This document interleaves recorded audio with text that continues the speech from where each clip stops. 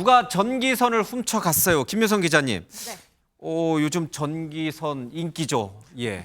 전기선. 비싸요. 예. 그렇군요. 저도 이번에 사건을 보면서 새삼스럽게 알게 됐는데요. 지난달 23일입니다. 누가 전기선을 훔쳐갔어요 라는 신고를 받고 범인을 찾기 위해 경찰이 출동을 합니다. 주변 CCTV를 둘러봤더니 수상한 남성의 눈에 띄네요.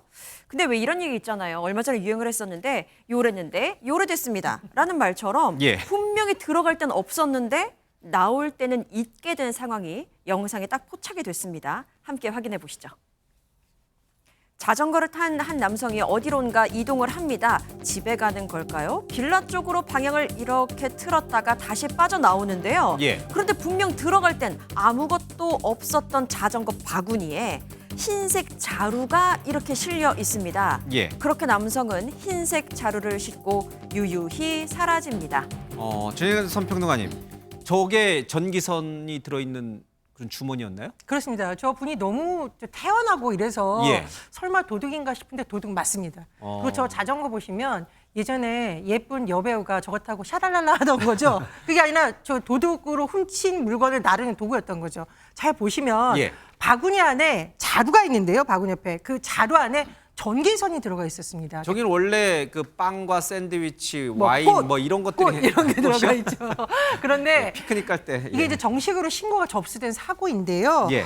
전기선 들어있는 포대에 모아놨더니 누군가 가져갔어요라고 신고가 들어왔고요. 예. 이 피해자가 인테리어 관련 자영업을 하는 분이에요. 그러니까 이 전기선이 비싼 걸 알고 자루에 모아놨는데 예. 자전거 탄 저 남성이 저렇게 훔쳐서 유유히 달아난 겁니다. 요즘 구리값이 많이 뛰어가지고 저 전기선 비쌉니다. 예, 근데 그거를 또 저렇게 가져갔군요. 이다만 나와서 잡혔어요? 네, 신고를 받고 출동한 예. 경찰이 현장에 갔는데요. 현장에서 상황을 또 영상으로 준비를 했습니다. 함께 보시겠습니다. 신고를 받고 출동한 경찰, 이미 전기선을 다른 곳에 두고 온 범인은요. 멀리서 현장을 지켜봅니다. 눈이 마주친 걸까요? 지금 범인을 발견한 경찰이 재빨리 범인을 쫓아가는데요. 자전거 속도를 따라잡기는 힘듭니다. 하지만 여기서 그만둔 경찰이 아니죠.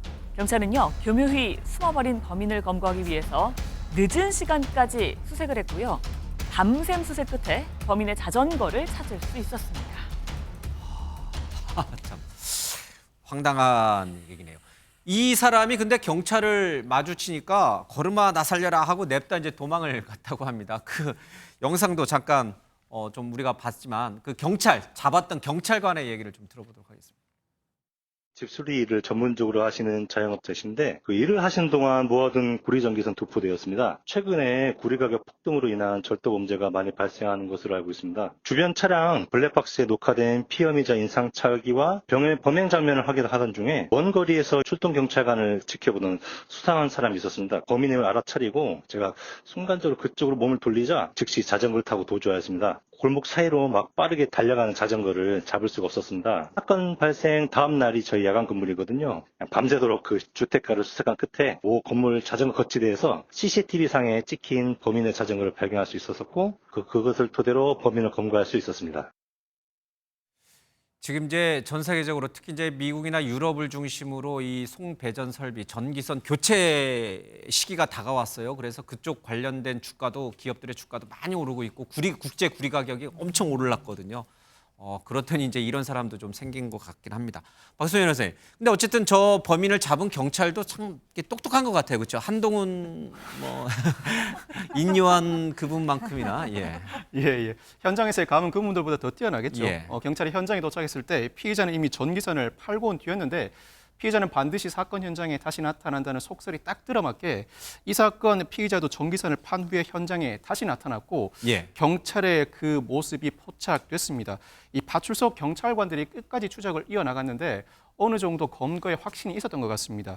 전기선을 훔치는 범인들은 통상 그 행동을 반복하는 경향이 있고 어떤 특정 매입업자에게 그 전기선을 팔아 넘기는 행동이 전형적인 행위 경과로 이어지는 경우가 많습니다. 즉 예. 특정 인물일 가능성이 상당히 높다는 것이고 자전거를 타고 다니면서 절취를 한다. 통상 그 지역이나 인근 지역에 거주하는 인물일 가능성이 상당히 높습니다. 예. 끝까지 추적한다면 충분히 검거할 수 있다는 확신이 있었던 것 같고 실제로 경찰이 주변 주택가 약 1,000세대를 밤새 수색을 실시했습니다. 아이고, 그 결과 예. 약 11시간 만에 자전거를 발견했고 이를 토대로 피해자를 검거할 수 있었습니다. 무엇보다도 이 피해품을 피해자에게 돌려주게 됐습니다.